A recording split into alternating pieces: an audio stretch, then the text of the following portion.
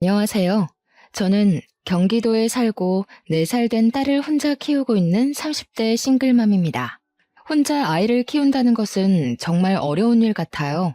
아이를 데리고 이혼을 결심했을 때 절대 쉽지 않으리라 생각은 했지만 이 정도로 힘들 거라고는 감히 예상을 못했거든요. 그나마 제가 집에서 프리랜서로 적지 않은 돈을 벌고 있고 친정에서 살며 육아 도움을 받을 수 있어서 이렇게 살고 있지.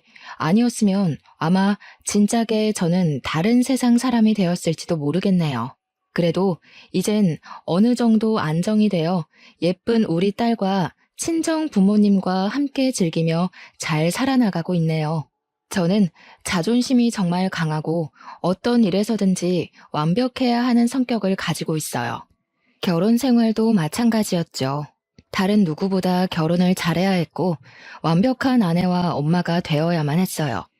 하지만 제 삶은 제가 계획한 대로 흘러가지 않았고 결국 이혼을 하게 되었죠.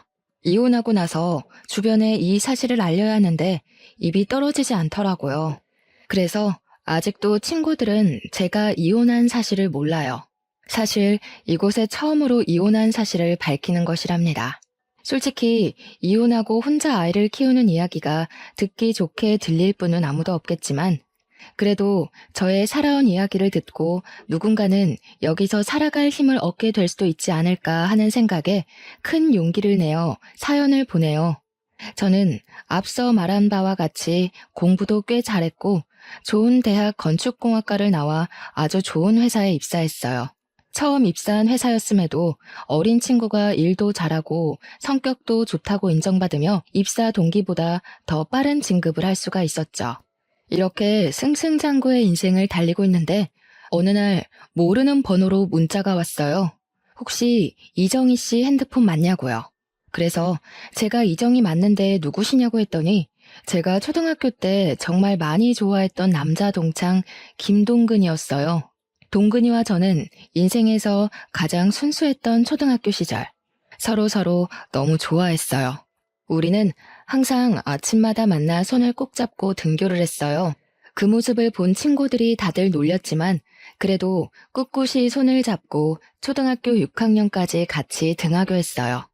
학교가 마치면 서로의 집에 놀러가 부모님께 인사를 드리고 같이 놀고 책도 읽고 간식도 먹으며 시간을 보냈죠.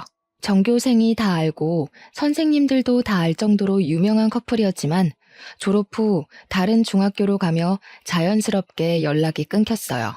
이랬던 친구에게 연락이 오니 너무 반가웠어요. 그래서 퇴근 후 바로 동근이에게 전화를 걸었죠. 동근이도 마침 우리 회사 근처에 다니고 있었고 그렇게 우리는 몇 번 만나 연애를 시작하고 결혼까지 했어요.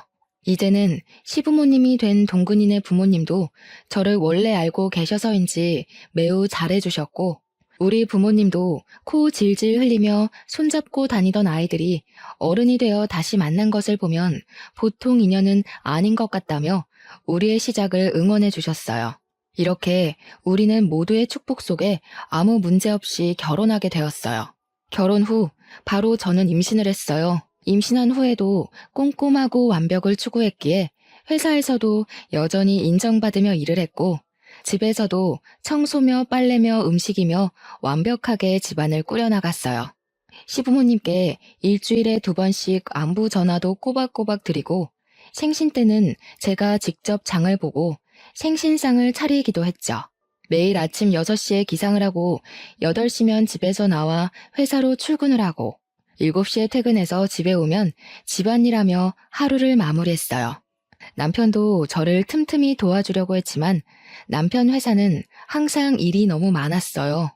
그래서 야근하고 오면 매일 밤 10시나 11시였고 주말에도 걸핏하면 출근이라 집안일을 할 수가 없었어요. 그래도 저에게 너무 잘해주었어요. 그래서 남편이 집안일을 하나도 못해도 거기에 대해서 불만은 전혀 없었어요. 우리 둘이 합치면 돈도 적지 않게 벌고 집안에서도 회사에서도 정말 완벽에 가까운 생활에 행복함을 느끼며 살고 있었죠. 뱃속의 아기도 저의 행복함을 아는지 주스에 맞게 건강히 잘 크고 있었고 임신 9개월 차에 들어서며 1년의 육아휴직에 들어갔어요. 육아휴직 첫날 아침, 평소처럼 아침 일찍 눈이 떠졌어요. 남편은 출근하고 저는 집에서 그동안 회사 다니느라 바빠서 꾸미지 못했던 아기의 방을 정리하려는데 갑자기 진통이 오기 시작하더라고요.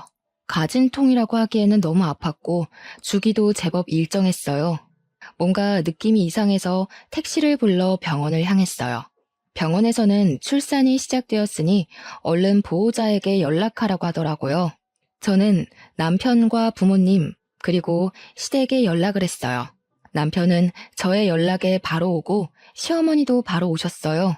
그리고 부모님은 일이 있어서 지방에 내려가셨다고 빨라야 오늘 밤늦게 갈 수 있다고 하시더라고요.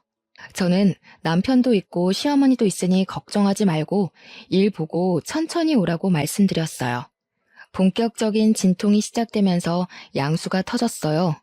그런데 아기가 위에서 내려오지 않는다고 하더라고요. 게다가 진통의 주기는 점점 짧고 심해졌어요. 태어나서 처음 느낀 뭐라 말로 표현할 수조차 없는 진통에 정말 이러다 죽겠다 싶었어요. 양수도 터진 데다가 오랜 진통으로 지칠 대로 지쳐서 이제는 힘을 줄 수도 없는 상황이 되었죠. 의사 선생님은 이대로면 산모와 아기 모두가 위험할 수 있다고 판단되어 수술을 해야겠다고 하셨어요. 뭐, 수술한다고요? 안 돼요. 조금 더 자연분만으로 해봐요. 양수도 터졌다면서요. 조금만 더 시도해주세요, 선생님. 어머님, 지금 이대로 가면 아기도 위험하고 산모도 위험합니다. 지금 바로 수술해야 해요. 아유, 선생님, 수술하면 아기가 멍청해지고 허약하대요. 안 그래도 우리 집 첫 손주가 딸이라서 심란한데 그 딸마저 멍청하고 허약하면 어째요? 의사 선생님이 책임질 거예요? 아니, 세상에 제왕절개로 태어나는 사람이 50%가 넘는데 그럼 세상의 절반은 다 멍청하고 허약하답니까? 어디서 듣고 오셨는지 모르겠지만 의학적으로 전혀 근거 없는 이야기예요. 지금 당장 산모 수술해야 한다고요. 나 젊을 때는 밤새 진통해도 수술 없이 애들 잘만 낳았는데 왜 안 된다는 거예요? 그래서 출산하다가 돌아가시는 분도 많았죠. 지금 이런 말할 시간 없고요. 저는 환자분이 무사히 출산을 하게끔 도와야 하는 의사이기에 수술할 겁니다. 그리 아세요. 결국 의사 선생님 말씀대로 저는 수술실로 들어갔어요. 그 후 정신을 차려보니 출산을 마치고 입원실에 누워있고 제 앞에는 남편과 시어머니가 계셨어요. 예, 너는 진통도 좀 참고 힘도 잘 주고 하지. 왜 수술을 해서 아기 미래를 망쳐놓니? 수술하면 아기가 멍청해진다는데 안 그래도 딸이라서 속상한데 멍청하게까지 만들어야겠니? 저는 어머니의 말에 눈물이 났어요. 진통이란 진통은 다 겪고 수술까지 한 사람에게 몸은 괜찮냐고 걱정은 못 해줄 망정 왜 수술했냐고 뭐라고 하시는데 정말 너무 섭섭하더라고요. 그러나 제 몸은 너무 아프니 뭐라고 말도 못하겠고 그저 울기만 했어요. 울고 있는데 친정엄마가 들어오시더라고요. 팅팅 부은 얼굴로 눈과 코가 시뻘개져서 울고 있는 제 모습을 보고 엄마는 깜짝 놀라셨어요. 사돈 왔어요? 아니, 얘가 좀만 더 힘주면 자연분만으로 나을 수 있는데 그걸 못하고 수술을 했지 뭐예요. 사돈도 아시죠? 수술해서 아기 낳으면 허약하고 멍청해지잖아요. 이제 엄마면 좀 아픈 것도 참고 해야지. 그걸 못 참아서. 뭐라고요? 그럼 지금 자연분만 못했다고 이제 막 마취해서 깨어난 아이에게 잡돌이 하셨어요? 잡돌이는 아니고 그냥 아쉬워서 그런 거죠. 아쉬워서. 아쉽긴 뭐가 아쉬워요. 수술해서 아기가 잘못됐어요? 어디 아프대요? 김서방, 아기 뭐 잘못됐어? 아기는 건강히 태어났습니다. 다만 저희 엄마는 앞으로 아기가 잔병치레가 심할까봐 걱정하는 마음에서 하시는 이야기세요. 저희 엄마가 감정이 격해져서 말이 좀 세게 나온 것 같은데 죄송해요. 내가 무슨 말을 세게 했니? 너 지금 장모 왔다고 편드는 거냐? 남편은 시어머니와 엄마에게 여기 병원이니 이제 그만하시라고 말렸어요. 아빠도 주차하고 왔는데 엄마가 사돈과 싸우고 있으니 일단 엄마를 데리고 나가셨어요. 이렇게 제 딸 고은이의 탄생 첫날은 아주 시끌벅적하게 지나갔어요. 시어머니는 말끝마다 아기가 수술로 태어나서 허약하고 멍청할 것이라고 하셨지만 고은이는 조리원에서 아주 잘 지내다가 건강히 퇴소했어요. 고은이를 안고 남편과 함께 오랜만에 집에 들어갔는데 시어머니가 집에 와 계시는 게 아니겠어요? 저는 조금 당황했지만 첫 손준이 많이 보고 싶으셔서 그런가 보다 했는데 그게 아니었어요. 여보가 그동안 회사 다니느라 산후조리는 생각도 하지 못했잖아.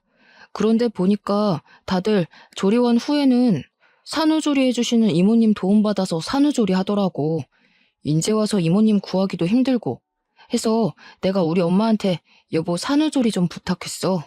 사실 조리원에서 집에 오면서 목도 못 가누고 쥐면 아스러질 것 같은 이 신생아를 어떻게 씻겨야 할지 막막하기는 했어요. 아주 조금은 시어머니가 일하고 계시지 않으니 집에서 조금 도와주셨으면 좋겠다는 생각도 하긴 했고요. 근데 막상 정말 집에 시어머니가 계시니 조금 당황스럽더라고요. 그래도 남편이 저를 생각해서 이렇게 했다는 것이 고마웠어요. 그날 밤 저는 수유를 해야 하니 거실에서 자고 남편은 다음날 출근해야 하니 큰 방에, 어머니는 작은 방에서 주무셨어요. 고은이가 새벽에 배고프다고 울길래 모유를 먹이려는데 잘 되지가 않더라고요. 분명히 조리원에서 퇴소하고 집에 와서는 잘 먹었는데 밤이 되니 먹이도 않고 잘 물지도 못했어요. 고은이는 짜증이 났는지 더 크게 울고 그 울음소리에 어머니가 작은 방에서 주무시다가 나오셔서 무슨 일이냐고 물어보셨어요. 고은이가 우유를 먹지 못하네요. 배고파서 우는 것 같은데 일단 조리원에서 받은 비상용 분유라도 먹여야겠어요. 저 잠깐 분유 좀 타고 있을게요. 고은이 좀 안아주세요. 뭐? 아기 분유를 먹인다고? 사람이 사람 젖을 먹어야지 소젖을 어떻게 먹이니? 그래도 아기가 뭐 다른 거 대체해서 먹을 수 있는 것도 아니고 배고파서 이렇게 우는데 어떻게 해요? 아기한테 소젖 먹이면 애 성격 다 버린다. 안 그래도 수술해서 애는 멍청하고 허약할 텐데 너는 애한테 소젖 먹여서 성격도 드세네로 키우고 싶어? 시어머니는 우리 아들 내일 출근해야 해서 푹 자야 하는데 딸이라는 애가 아빠한테 도움이 안 된다며 우는 고은이를 빼앗듯이 안으셨어요. 그리고 고은이를 달래보려고 하셨지만 고은이는 역시 울기만 했죠. 기저귀를 갈아도 소용없었어요. 우리 동근이는 신생아 때도 모유도 잘 받아먹고 기저귀만 갈아줘도 한 번도 이렇게 안 울고 키웠는데 얘는 계집애가 왜 이렇게 유별나니? 네 성격 그대로 빼다 박았네 박았어. 어머니가 고은이를 안고 돌보며 왜 이렇게 우냐고 온갖 짜증을 다 부리시는데 저도 화가 나더라고요. 그래서 제가 고은이를 보겠다며 안고 모유를 다시 주려고 시도했어요. 역시나 고은이는 울기만 하고 먹지를 못했어요. 수술해서 나온 아이란 멍청해서 제 엄마 젖도 물지 못하나 보다. 그니까 엄마가 됐으면 좀 힘도 잘 주고 진통도 참을 것이지 그깟 진통 하나 못 참아서 의사가 수술하란다고 옳다쿠나 하고 수술했니? 시어머니는 고은이가 울 때마다 애가 저를 닮았다고 하시고 수술해서 나와서 성격이 이 모양인 것 같다는 말도 안 되는 소리를 계속하셨어요.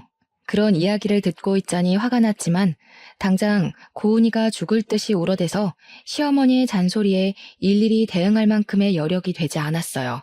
결국 고은이는 울다가 새벽녘이 되어서야 잠이 들었어요.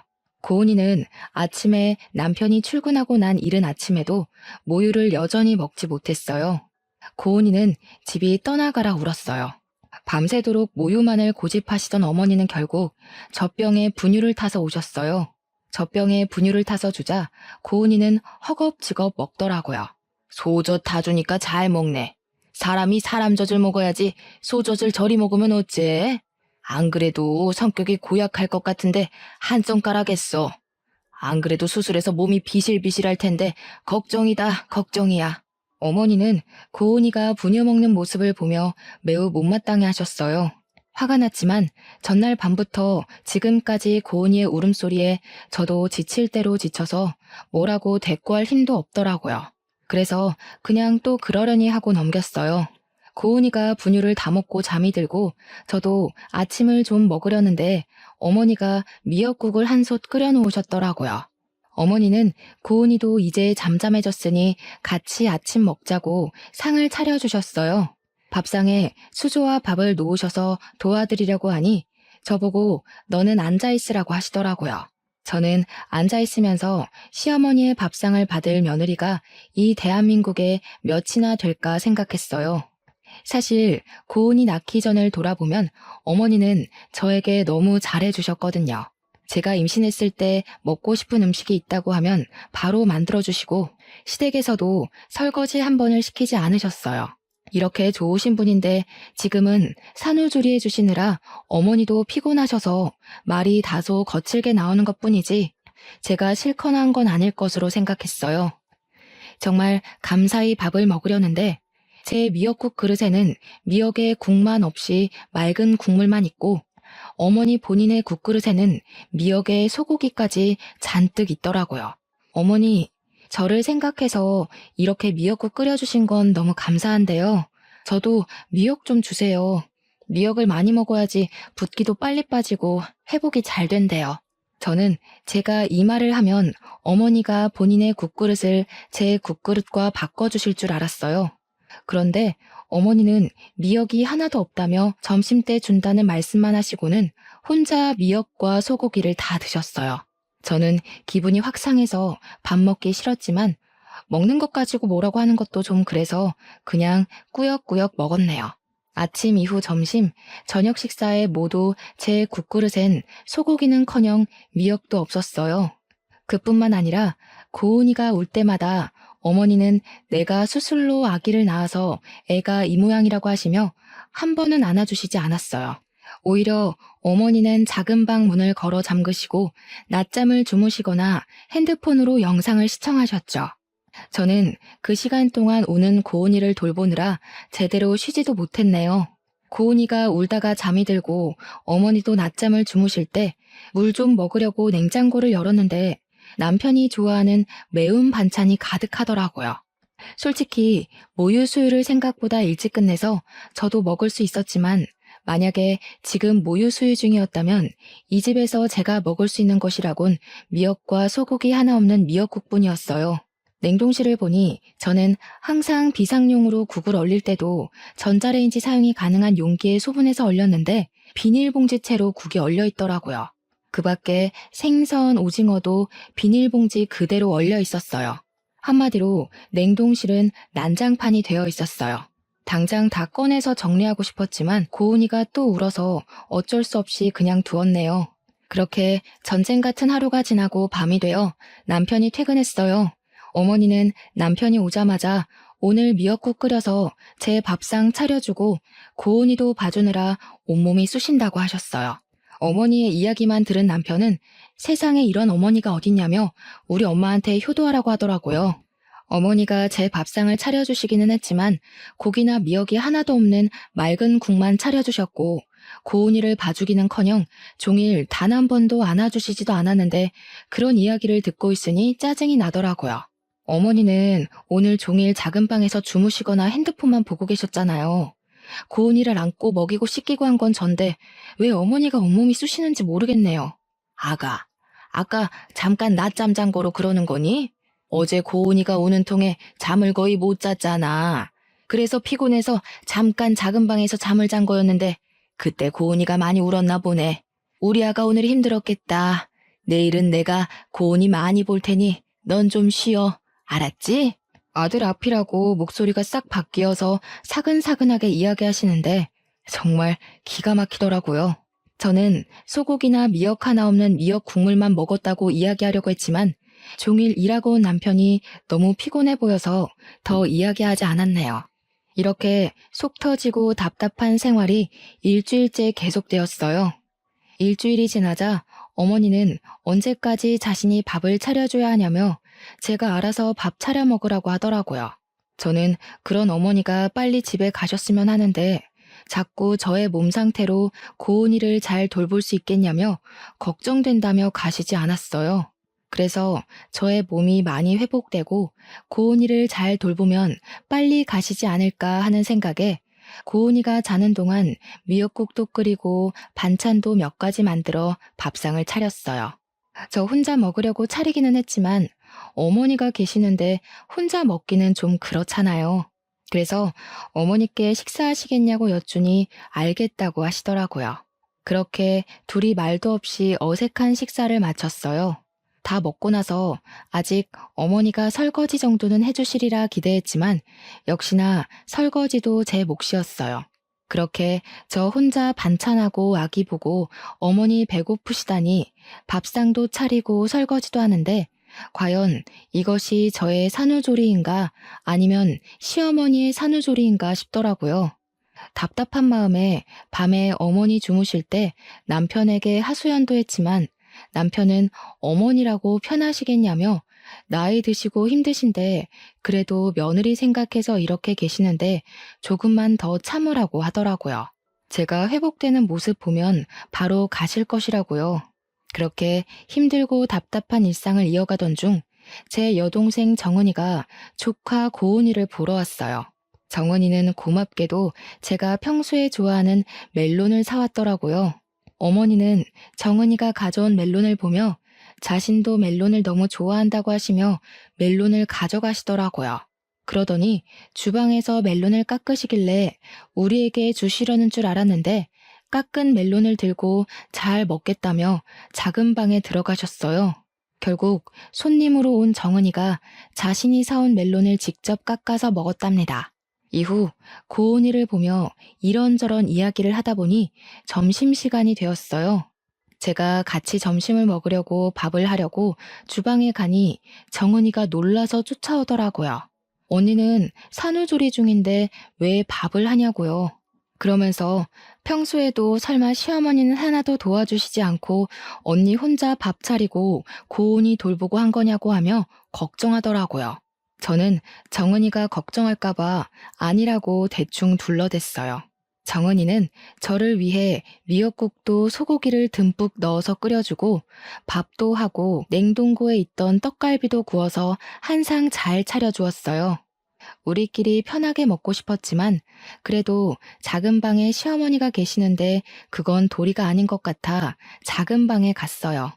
어머니는 멜론 한 통을 다 드시고 코를 골며 주무시고 계시더라고요. 제가 깨워서 식사하시라고 하니 비몽사몽으로 안 먹는다고 하시고는 다시 주무셨어요. 우리끼리 맛있게 먹고 상을 치우려는데 어머니께서 나오셨어요. 세상에, 시어미 잔다고 깨우지도 않고 너희끼리만 먹었냐? 진짜 너무하는구나. 어머니, 제가 아까 밥 다 준비해서 깨웠는데 어머니가 안 먹는다고 하셔서 저희끼리 먼저 먹었어요. 지금 바로 다시 차려드릴게요. 됐다, 고양 것. 엎드려 절 받기도 아니고 내 딴에는 그래도 너 생각해서 불편한데도 여기 와 있는데 그런 내 생각은 안 하고 너희끼리만 먹냐? 나도 그런 밥상 받고 싶지 않다. 어머니는 저와 정은이에게 화를 버럭 내시더니 작은 방에서 핸드폰을 가져와 남편에게 전화를 걸었어요. 아들아, 이 애미가 억울해서 살 수가 없구나. 나 딴에는 착한 시어머니 노릇하고 싶어서 며느리 힘들까봐 산후조리 도와주러 왔더니만 이년은 미역국이 맛이 없다느니 하면서 나한테 타박만 하는 거 아니냐? 아들아, 내가 이렇게 힘들게 사는구나. 어휴, 이걸 말할 사람이 우리 아들밖에 없어서 전화했다. 그래, 저녁에 보자꾸나. 없는 말까지 지어내는 시어머니의 충격적인 두 얼굴에 할 말을 잃고 말았습니다. 시모는 자신의 방에 들어가서 나오지 않길래 여동생이랑 오랜만에 이야기도 나눌 겸 작은 방으로 들어가서 고은이랑 같이 놀아주고 있었어요. 그러다 제가 깜빡 잠이 들고 말았는데 여동생이 저를 급히 흔들어 깨우더라고요. 눈을 뜨자마자 시어머니의 까랑까랑한 목소리가 제 귀를 찌르더군요. 너네 지금 나 왕따 시키니? 아니, 너희들끼리 음식도 맛있는 거 시켜 먹으면서 하하호호 작은 방에서 무슨 얘기를 그렇게 오래 하니? 너희 설마 시애미 흉 봤니? 맞네, 맞아. 내가 그렇게 안 봤는데 사돈 처녀까지 한통속이네. 서러워서 살겠니? 어휴. 일방적으로 말을 쏟아내고 방문을 쾅 하고 닫고 나가셨습니다. 저는 잊지도 않은 말을 술술 지어내는 어머니의 행동에 너무 당황했어요. 그리고 정은이에게 이런 어머니의 모습을 보여주기 부끄러워 일단 정은이는 집으로 급히 보냈어요. 그날 저녁, 매일 야근으로 늦게 오던 남편이 칼퇴근하고 일찍 집으로 왔어요. 아까 엄마가 전화해서는 처제 불러서 어머니 흉봤다던데 사실이야? 너는 어떻게 너 산후조리 해준다고 오신 엄마한테 그렇게 할 수가 있어? 얘야, 됐다. 안 그래도 아기 낳고 힘들 우리 며느리한테 그런 소리 하지 마. 원래 여자들이 아기 낳고 하면 우울해서 조그만 일에도 서운해하고 그런 거야. 아기 신생아 때는 남편과도 죽일 듯이 싸우는데 시어미인 나한테는 얼마나 그간 불만이 많았겠니? 어머니가 나를 다 이해한다는 식으로 얘기하시며 화난 남편을 달래시는데 제가 귀신에 홀린 것도 아니고 이건 뭔가 싶더라고요. 솔직히 그동안 어머니 고은이 한 번도 안아주시지 않으셨어. 그래, 그건 이해해. 고은이는 어머니 딸이 아닌 내 딸이니까. 그런데 산후조리 해주신다고 오셔서 내가 삼시세끼 밥상 다 차려드리고 설거지도 했어. 알아? 지금 고은이 갓 출산한 것도 아니고 이제 이 정도 지났으면 밥도 하고 설거지도 좀 할 수 있는 거 아니야? 그럼 뭐 평생 산후조리랍시고 우리 엄마 밥상만 받아 먹으려고 했어? 그리고 처음에는 우리 엄마가 너 미역국도 끓여주고 했잖아. 미역국? 그래, 미역 국물 끓여주셨지. 미역국이라고 주셨는데 국에 고기는커녕 미역 한 줄기도 안 보이더라. 진짜 내가 요새는 이게 나의 산후조리인지 어머니의 산후조리인지 모르겠어. 이럴 바엔 차라리 어머니 집에 가시고 나 혼자 있는 편이 낫겠어. 아이고, 이 늙은이는 사라져야지. 네 마음 잘 알겠다. 내가 있는 게 오히려 너에게 스트레스니 이 늙은이는 가마. 어머니는 제 이야기를 듣고 엄청 속상한 표정을 지으시며 작은 방으로 가셨어요. 그러고는 어머니의 짐을 다 챙겨서 나오시더라고요.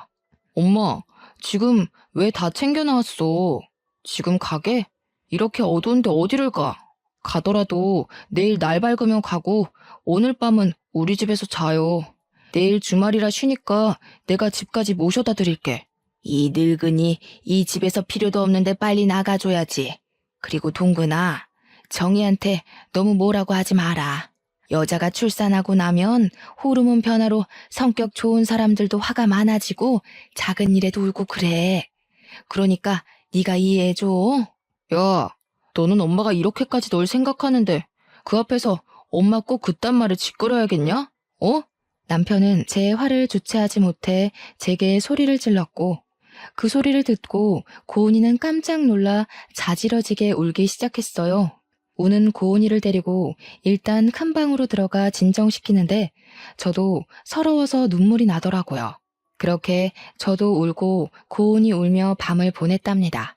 다음날 저녁 때 깜짝 놀란 고은이는 새벽 내내 자다 깨서 울었어요. 그 덕에 저도 고은이를 달래다가 새벽녘에 겨우 잠이 들어 늦잠을 잤어요. 큰 방에서 일어나서 나가려는데 어머니와 남편이 거실에서 작은 소리로 이야기를 하더라고요. 내가 아는 사람이 회사 대표인데 자기 비서가 20대 후반인데 재테크를 아주 기막히게 잘해서 모은 재산이 많대. 그냥 정이랑 이혼하고 그 여자나 만나봐. 쇠장가를 가라고? 그럼 정이랑 고은이는 어쩌고. 아들도 아니고 딸인데 그냥 양육권 쟤 줘버려. 어제 보니까 정이 성격이 보통 성격도 아니고 고은이도 수술해서 나와서 보나마나 멍청할 것이고 엄마 닮아 성격도 좋지 않을 거야. 괜히 전현들에게 발목 잡히지 말고 이혼해서 새 출발해. 엄마, 아무리 그래도 그건 아니지. 사람이 어떻게 자기 처자식 버리고 새 출발을 해. 이미 그 회사 대표한테 다 이야기했어. 정 그러면 그냥 가서 밥만 먹고 와. 밥은 먹고 올 수 있잖아. 날짜도 이미 다음 주 저녁으로 잡았어. 밥만 먹어, 밥만. 알겠지? 저는 어머니의 얘기를 듣고 기가 막혔어요. 그런데 여기서 다 들었다고 나가면 분명히 어머니는 시치미를 뚝 떼며 아니라고 할 것이 분명해서 일단 듣고 가만히 있었어요. 방에 있는데 생각할수록 어이가 없어서 정은이한테 카톡으로 제가 들은 이야기를 다 말했어요. 그런데 정은이가 뭔가 자기 이야기 같다고 하는 거예요. 얼마 전에 회사 대표님이 자기에게 좋은 사람이 있다며 소개해준다길래 다음 주에 날짜를 잡았다는 거예요. 생각해보니 정은이도 회사 대표의 비서예요. 그리고 어릴 때부터 금융에 관심이 많아서 주식, 부동산 등에 투자하며 돈을 잘 굴렸고, 그래서 지금 가진 돈도 많아요. 저와 정은이는 남편이 소개받을 사람이 바로 제 동생이라는 확신이 들었어요. 이거 어떻게 해야 하나 고민하고 있는데 정은이에게 카톡이 오더라고요. 언니는 형부랑 어떻게 하고 싶냐고요. 솔직히 수술해서 낳은 애라서 멍청하다.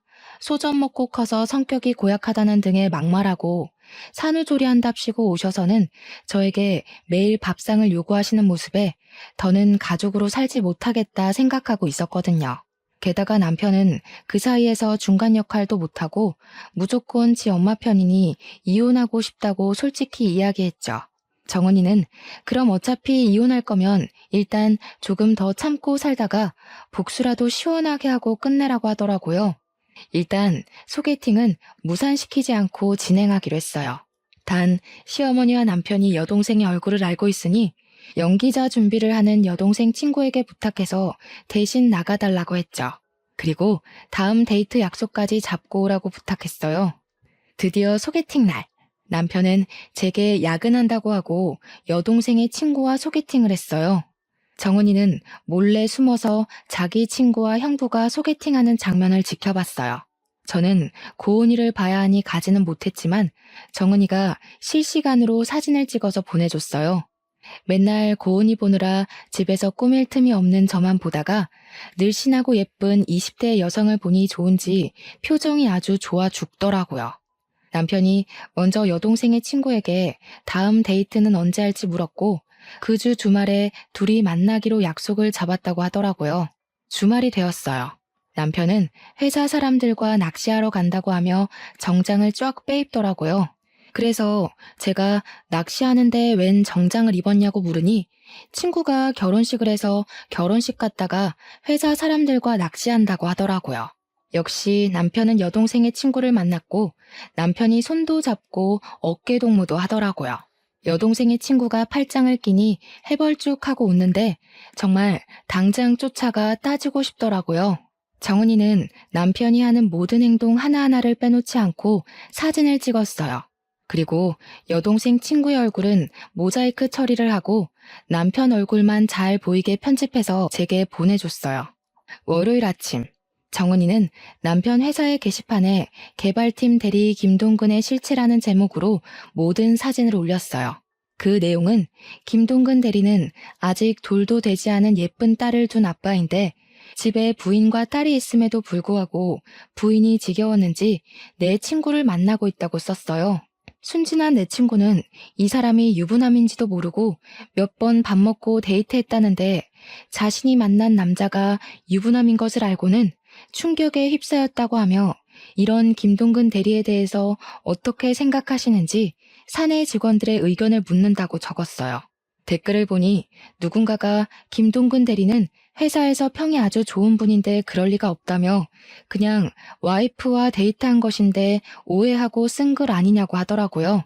그런데 그 밑에 댓글을 보니 자기가 김동근 대리의 아내 되시는 분을 안다면서 그분은 키가 작고 통통한 체형인데 여기 모자이크 처리된 사진 속의 여자분은 키도 크고 늘씬한 것이 아내는 확실히 아니라고 적혀 있었어요.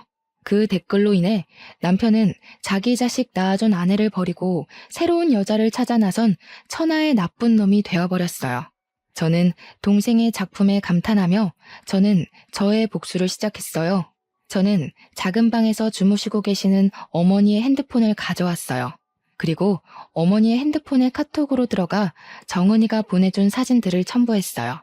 그 밑에는 이명자님의 아들 김동근은 딸이 있는 가정의 가장인데 부인이 지겨웠는데 새로운 여자를 만나고 있다는 내용을 함께 적어 카톡에 저장된 모든 지인에게 전송했어요. 그리고 제가 준비한 음성 파일을 하나 더 보냈어요. 사실 어머니가 남편에게 새로운 출발을 하라고 권하신 그날 이후부터 어머니가 저에게 했던 말들을 다 녹음했거든요. 그 녹음 파일에는 고은이가 울 때마다 제가 수술로 나와서 애가 멍청하다고 하신 말, 제게 집안일을 시키고 집안일을 제대로 하지 못하면 너는 얼굴도 못생겨서 일도 못한다고 구박하셨던 말, 인격 모독한 말과 욕설을 하신 것까지 매우 상세하게 녹음했어요. 그리고 이 모든 것을 듣기 좋게 편집을 했어요. 요새는 핸드폰 어플이 잘 나와서 음성 파일 편집은 아주 쉽더라고요. 그 후 이명자님의 산후조리 중인 며느리에게 했던 말이라는 제목을 써서 이 음성 파일을 카톡에 저장된 모든 사람에게 보냈어요. 잠시 뒤 어머니 핸드폰으로 전화가 오고 카톡 오고 난리가 났어요. 어머니 친구분 중에는 나도 엄마가 수술해서 나왔는데 그럼 나도 멍청한 거냐며 어떻게 같은 여자가 돼서 며느리한테 그러냐고 너같이 무식한 년이랑 더는 만날 수 없다며 화를 불같이 내셨어요. 어머니가 전화하고 카톡하며 이 사태를 수습하고 있는데 남편이 죽을 상을 짓고 집에 오더라고요. 엄마가 소개해준 그 여자와 데이트한 사진을 누가 사내 게시판에 올려서 사장실에까지 끌려가서 혼났대요. 그리고 본사에서 쫓겨나 아무 연고가 없는 지방으로 발령을 받았다더라고요. 저는 그렇게 괴롭게 하던 모자가 쩔쩔매는 모습을 보니 웃음을 참을 수가 없었어요. 저는 그 모습을 보며 깔깔거리며 웃었어요. 남편과 어머니는 이 심각한 상황에 갑자기 웃고 있는 저를 보며 이해 못하겠다는 표정을 지으시더라고요. 그래서 두 사람에게 사실 이 모든 일을 저와 제 동생이 계획했다고 말했어요. 그럼 너랑 처제가 이 모든 걸 다 계획한 거라고? 왜? 도대체 왜? 아무리 그래도 그렇지 어떻게 네가 남편과 시어미한테 이럴 수가 있냐? 네가 그러고도 사람이냐? 그러니까 저한테 적당히 하셨어야죠. 어머니가 그동안 고은이 울고 뗐을 때마다 수술로 나와서 애가 멍청해서 저런다며 하실 때 저 정말 속상했지만 참았어요. 제가 사랑하는 남편을 낳아주신 어머니시고 또 어머니도 힘드시니 이러시는 거겠지 했어요. 근데 왜? 우리끼리의 문제를 왜 밖에 퍼뜨려서 이렇게 쪽팔리게 만드냐고 왜? 그런데 어머니가 남편에게 새살림 차리라고 하시는데 정말 그때는 못 참겠더라고요. 아니, 그 와중에 제가 더는 참을 이유가 없죠. 이미 두 사람은 저와 고은이를 버리고 다른 살림을 차릴 계획을 세우는데 제가 왜요? 그럼 그냥 나에게 얘기라도 했어야지. 이야기? 너 그동안 내가 얘기하면 듣는 척이라도 했니? 어머니한테 막말, 욕설 들을 때 어머니가 이렇게 하셨다고 얘기하면 우리 엄마가 그럴 리가 없다며 내 이야기는 들으려 하지도 않고 오로지 네 엄마 편만 드는 너한테 내가 무슨 얘기를 해. 내 입만 아프지. 그래도 좀 더 나한테 얘기를 하지 그랬어. 꼭 이렇게까지 일을 크게 벌려야겠어? 우리 고은이는 어떡하라고. 고은이를 그렇게 생각하는 양반이 젊은 여자랑 손잡고 어깨동무하고 다니냐? 인제 와서 고은이 핑계를 대면서 날 막으려는 생각하지 마. 다 필요 없고 이혼이야. 우리 이혼해. 아, 너는 새장가 가야 하니까 고은이는 내가 데리고 살게. 양육권 꿈도 꾸지 마라. 저는 남편과 어머니께 그동안 참고 왔던 모든 서러운 것들을 다 이야기했어요. 그리고 저와 고은이의 짐을 챙기고 고은이를 안고 집에서 나왔어요. 남편과 어머니는 망연자실한 표정으로 주저앉아 이제 어떻게 사냐며 울고 있더라고요. 밖으로 나가니 이미 정은이가 와 있더라고요. 정은이의 도움으로 짐을 싣고 차에 타 친정으로 갔어요. 엄마는 정은이에게 들어 대충 제 상황을 알고 계셨어요. 그러면서 그런 집구석에서 참고 있는 건 멍청이 같은 짓이라고 하시며 그동안 고생했다고 저를 꼭 안아주셨어요. 엄마에게 행복하게 잘 사는 모습 보여드리고 싶었는데 그러지 못하고 이혼이라는 큰 부류를 저지르고 왔는데도 뭐라고 하지 않으셨어요. 오히려 잘했다고 이야기해 주시니 너무 감사하고 죄송하더라고요.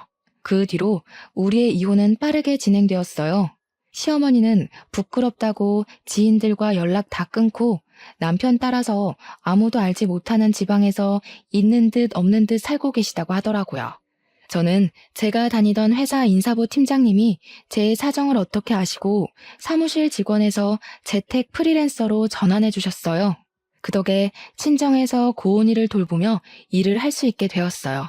그리고 싱글맘들을 위한 작은 모임도 만들었어요. 제가 싱글맘이 되어보니 생각보다 너무 힘들더라고요.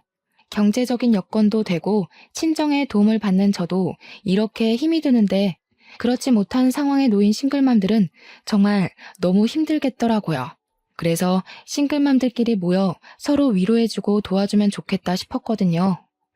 그리고 모임 멤버들 중에서 여건이 되는 사람들끼리 모여 봉사활동을 꾸준히 하고 있어요. 그 결과 얼마 전에는 시에서 좋은 일 한다고 봉사상도 받았답니다. 공부도 일도 생활도 모든 것이 완벽해야만 했던 제가 이렇게 이혼 이야기하며 사연을 보내기까지 정말 많은 고민을 해야 했어요. 글을 써놓고 보낼지 말지 오랜 시간 생각하다가 이혼한 저 자신을 자체로 인정하고 받아들이기 위해 큰 결심을 하고 드디어 이렇게 사연을 보내네요. 그동안 꽁꽁 숨겨왔던 저의 비밀 이야기를 털어놓고 나니 속이 다 후련하고 시원하네요. 사실 처음에 이혼하고 나서 저는 결혼과 인생에 실패한 사람이라며 자책만 하고 살았어요. 그러나 저만 보면 사랑스럽게 웃어주는 우리 고은이를 보며 살아갈 희망을 얻고 용기를 내었네요. 아마 제 사연을 듣고 있는 분 중에도 저처럼 이혼하시고 저의 지난날처럼 힘들어하시는 분들도 계실 거예요. 물론 이혼을 하면 많이 힘들죠. 하지만 이혼은 실패가 아니라 새로운 인생의 시작일 뿐이라는 생각으로 열심히 살아내셨으면 좋겠어요. 저 역시 이혼의 아픔을 딛고 이겨내서 앞으로도 더 열심히 살아가겠습니다. 제 아무리 추운 겨울이라고 해도 시간은 흐르고 흐르면 언젠간 반드시 따뜻한 봄날이 오잖아요. 지금 너무 힘든 시간을 보내고 있다고 해서 너무 절망에 빠져 있지는 마세요. 언젠가 우리의 인생이 흐르고 흐르다 보면 반드시 봄날이 올 것이에요. 그러니 우리 모두 힘내서 하루하루를 최선을 다해 열심히 살아봐요. 오늘도 다들 파이팅입니다. 지금까지 저의 사연 들어주셔서 감사합니다.